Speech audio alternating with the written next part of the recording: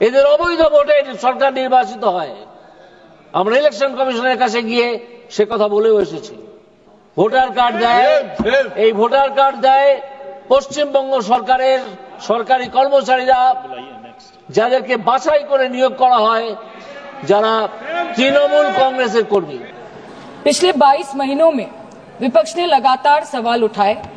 कभी चर्चा ना होने पर हमने वॉकआउट किया, तो कभी मकर द्वार पे धरना दिया। लेकिन हमें सबसे ज्यादा उम्मीद जिनसे थी, हमारे आदरणीय प्रधानमंत्री जी, ना उनके मन में मणिपुर के लिए कोई जज्बा दिखा और ना ही उनके बातों में मणिपुर का कोई जिक्र उठा। 600 दिनों से ऊपर चल रही एथनिक वायलेंस मैडम, 240 से ऊपर मणिपुर के भाई और बहनों की मौत, 1500 से ज्यादा जख्मी लोग, more than 5,600 arms, 6.5 lakhs rounds of ammunition looted from police armories, करीबन 68,000 इंटरनल डिस्प्लेसमेंट, 13,000 से ज्यादा स्ट्रक्चरल डैमेज, कई लापता लोगों की डायरी, लगातार दहशत की खबरें।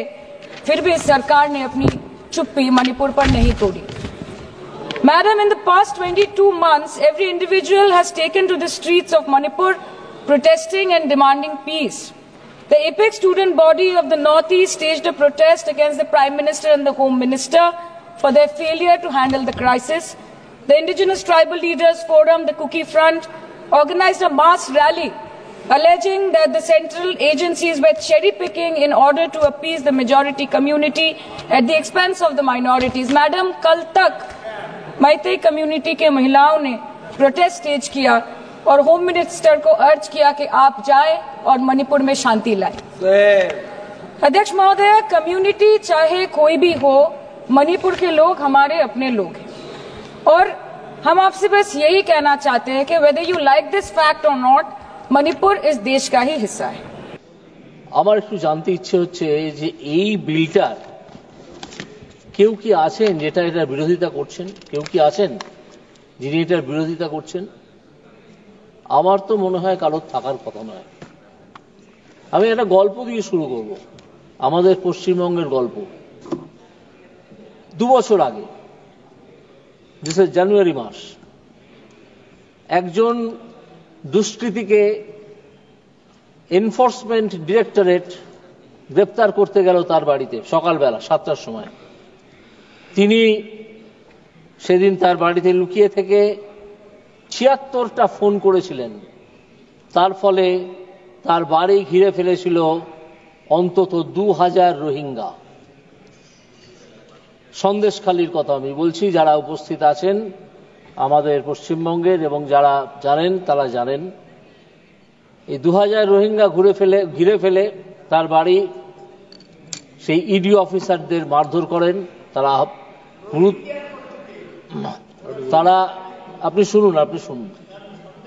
আপনি শুনুন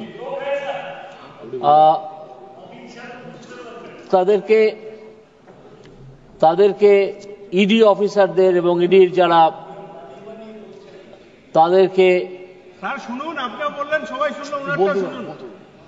তাদেরকে মারধর করে গুরুতর রূপে আহত করে সেখান থেকে তাড়িয়ে দেওয়া হয়।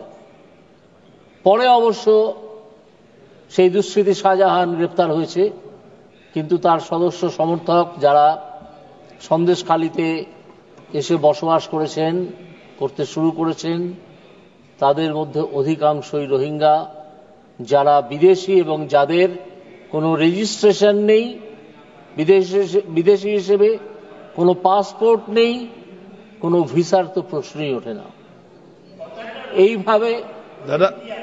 এইভাবে পশ্চিমবঙ্গকে বাইরে থেকে আসা অন্য ধর্মের কিছু লোক, বাইরে থেকে আসা রোহিঙ্গা যারা সেই ধর্মের লোক, তারা দখল করে নিচ্ছে। দাদা, please don't disturb, please don't. এই ঘটনা থেকে আমরা যেটা বুঝতে পারি, প্লিজ ডোন্ট ডিস্টার্ব দাদা, প্লিজ। ভারতবর্ষের প্রয়োজন একটা অত্যন্ত কঠোর আইনের। এখানে একজন সভার সদস্য বাঙালি প্রথম থেকেই বিভিন্ন মন্তব্য করতে চাইছেন। আমি একটু আগে লাইব্রেরিতে ছিলাম, সেখান থেকে কিছু ডকুমেন্ট জোগাড় করছিলাম। দ্য ইমিগ্রেশন ক্যারিয়ার্স লায়াবিলিটি বিল 2000। माननीय सदस्य प्लीज। गौरव दा बैठिए आप लोग। এই ক্যারিয়ার্স লায়াবিলিটি অর্থাৎ যখন বিদেশি লোকেদের ভারতবর্ষের ভূমিতে আনা হবে, সেই ক্যারিয়ার্স লায়াবিলিটিতে ক্যারিয়ার বলতে উল্লেখ করা আছে 2000 সালের আইনে, 2000 সালের, বেশি দিন নয়, যে যারা জাহাজে আসছেন বা যারা প্লেনে আসছেন, যারা জাহাজে আসছেন তারা তো বন্দরে নামবেন, সেখানে কঠোর পরীক্ষার জায়গা আছে। যারা প্লেনে আসছেন তারাও তো বিমানবন্দরে নামবেন, সেখানেও কঠোর জায়গা আছে। কিন্তু সেই আইনটিতে কোথাও রাস্তা ধরে যারা বিভিন্ন সীমানার পাশ দিয়ে বাংলাদেশ থেকে আমাদের এদিকে ঢুকে পড়ছে, বার্মা থেকে বাংলাদেশ পেরিয়ে আমাদের দেশে ঢুকে পড়ছে, সেই ক্যারিয়ারদের কথা কিন্তু নেই। এবার আমি যেহেতু আইনের লোক, সামান্য আইনের কথা বলতে হয়। যখন আমরা একটা আইনকে বিচার করি, একটা নতুন আসা আইনকে, এখানে যে বিল আনা হয়েছে, তখন আমাদের একটা প্রভিশন আছে। সব আইনজীবী বা যারা একটু পড়াশোনা করেছেন, আইন নিয়ে চর্চা করেছেন, তারা জানেন সেইটাকে বলা হয় মিসচিফ রুল। অর্থাৎ কোন দুষ্টুমিটা বন্ধ করার জন্যে এই নতুন আইনটাকে আনতে হচ্ছে। এর একটা উদাহরণ হচ্ছে যে ওই আইনে যারা ম্যাটাডোরে চড়ে বা অন্য কোনো গাড়িতে চড়ে সীমানা লঙ্ঘন করে ভারতবর্ষে ঢুকছেন, তাদের জন্য কোনো প্রভিশন ছিল না 2000 সালের আইনে। আজকে সেই আইনে ক্যারিয়ার্স বলতে ডেফিনেশন ক্লজেই বলা হয়েছে যে কারা ক্যারিয়ার। ক্যারিয়ার হচ্ছেন means a person or entity including section 2B, including any association of persons or company, whether incorporated or not, who is engaged in the business of transporting passengers or cargo by air, water or land। এই land কথাটা আগে কোনোদিন এইভাবে বিচার করা হয়নি বা আনাও হয়নি। যারা ম্যাটাডোর, টেম্পো, অন্যান্য ছোট গাড়িতে ঢুকে পড়ছেন সীমানা পেরিয়ে, তাদেরকে বা সেই ক্যারিয়ারকে কখনোই বিচারের আওতায় আনা যেত না, প্রভিশনটাই তো নেই। আজকে এই আইনে সেই প্রভিশনটা হয়েছে। এইটা একটা মিসচিফ ছিল, যেটাকে রিমুভ করার জন্য এই মিসচিফ রুল প্রয়োগ করে আমরা দেখতে পাচ্ছি যে নতুন আইন আনার প্রয়োজন ছিল এবং এই আইন আনা হয়েছে।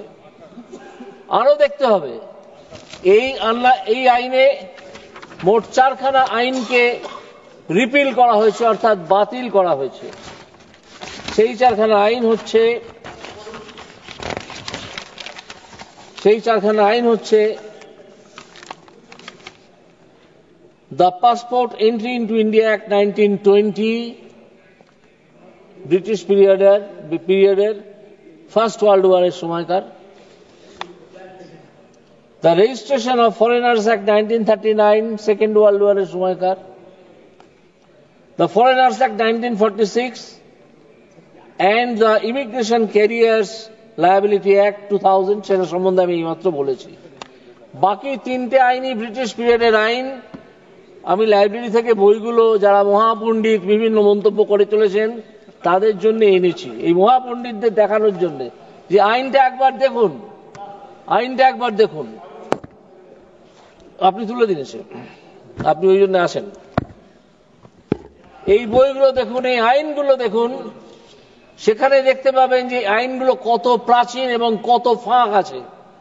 আপনি সমাপ্ত করুন না, সমাপ্ত করুন। একটু সময় দিন।